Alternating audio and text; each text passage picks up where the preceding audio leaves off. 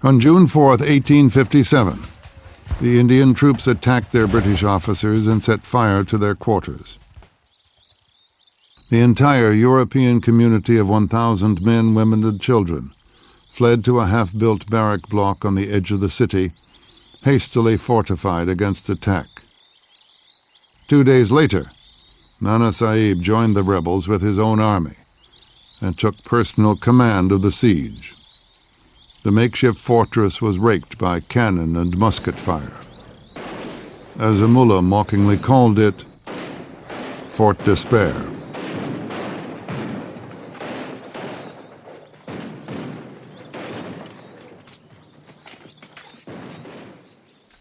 On June 10th, news of the revolt reached Britain, and 30,000 troops were sent to deal with the crisis. But it would take several months for the slow-moving troop ships to reach India.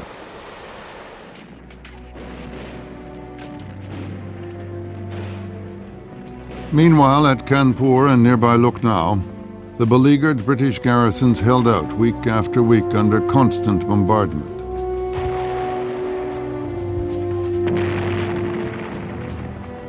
Several hundred women were besieged within makeshift defenses.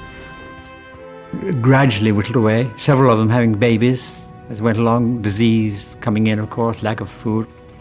It was a most horrific experience. One of the women, 18-year-old Amelia Horn, described the horrors in detail. Every shot that struck the barracks was followed by heart-rending shrieks of women and children who were either killed outright by the projectiles or crushed to death by falling beams, masonry and splinters. Sometimes a whole family would be found lying dead, side by side. The only source of water was a well swept by sniper fire. On one occasion, we were obliged to drink some water mixed with human blood from the wounds of a native nurse or ayah, who, while standing nearby, had both her legs carried away by the bursting of a shell. On June 12th, the hospital block was set alight by shell fire, burning many of the wounded to death and destroying all the remaining medical supplies. No relief whatever could now be offered to the sick and wounded. There was nothing now to soothe their dying moments. The heat affected their wounds, and the flies settled on them and drove them crazy. It was now that our skirts were in demand. We tore every vestige to supply bandages for the wounded.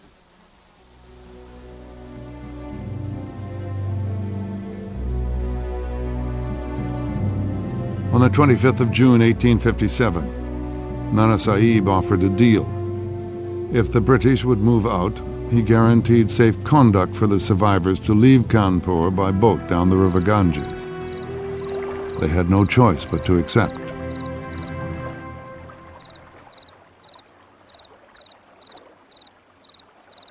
The point of departure was a Hindu temple where the faithful took their ritual baths.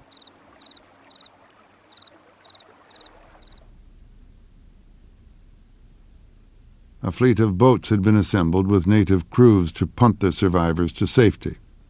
Thatched awnings protected them from the heat of the sun. But as the Europeans climbed aboard, the boatmen leapt ashore, scattering burning embers from their cooking stoves. Hundreds of native troops emerged from hiding and fired volley after volley into the burning boats.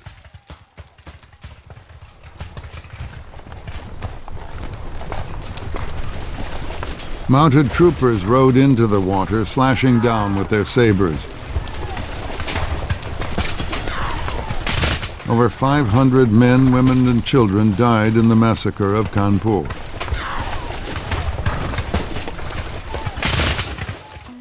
Just 4 men escaped downriver to tell the tale. About 120 women and children who had survived the slaughter were rounded up on the riverbank.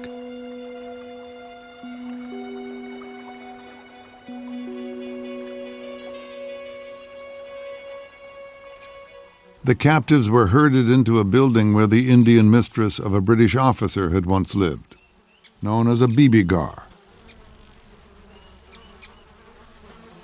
But help was finally on the way. A scratch force of 1,000 Scottish Highlanders, a few English Fusiliers, and some loyal Sikhs had been sent from other parts of India.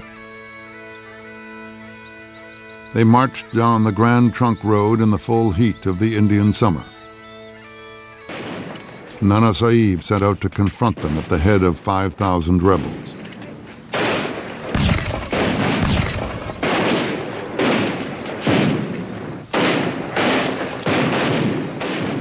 The new rifles played a key role, picking the rebels off at long range. The result was a victory for the British. The survivors fled back to the city to warn their supporters. The British are coming like mad beasts, caring for neither cannon nor musketry. At the bibigar, the number of captives had risen to 180 women and children, crowded into the 3 rooms and courtyard of the house. Many of the prisoners were wounded, dying of cholera and other infections, or broken by heat and despair. A few recorded their experiences on scraps of paper, or scratched them on the walls with charcoal and broken bits of pottery. They could hear the rumble of guns as the relief force neared the city. But the faces that appeared at the windows were not those of British soldiers.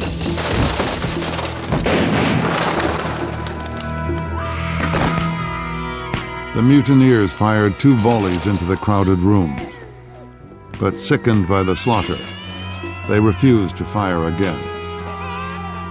4 butchers were recruited from the town. It was a little before sunset when they entered the bibigar. They emerged an hour later. At the sight of them, the remaining onlookers fled into the darkness. In the morning, a party of volunteers arrived to clear the bodies. They dragged them out of the building, stripped them of their blood-soaked clothing, and threw them down a nearby well. Eyewitnesses reported that several women and children were still alive, but they were thrown in along with the mutilated corpses. I think the attacks on women can be explained in terms of a belief that the honour of a particular group was reposed in the women, and often when a group was conquered in war, women were attacked, raped, taken away into slavery, and so on. This was part of humiliating an enemy. The streets of Kanpur were deserted as the relief force entered the city. Thousands had fled before them. Loyalists directed the advance guard to the bibigar. The first to open the door was a young officer of the 78th Highlanders. He reported that the scene he saw was the most awful that the eye could behold. He was wrong. A few moments later, he found the well.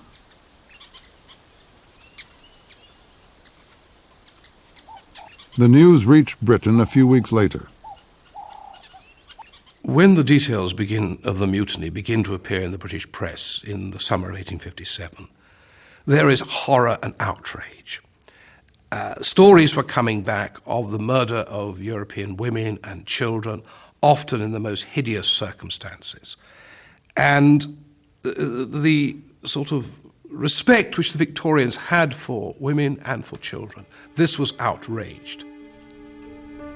Victoria wrote to the wife of the Governor-General in Calcutta. Our thoughts are almost solely occupied with India. My heart bleeds for the horrors that have been committed by people once so gentle on my poor countrywomen and innocent little children. It haunts me day and night.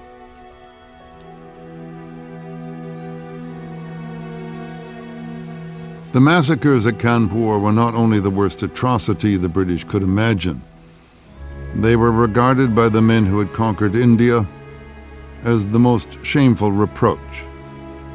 They had failed their women and children.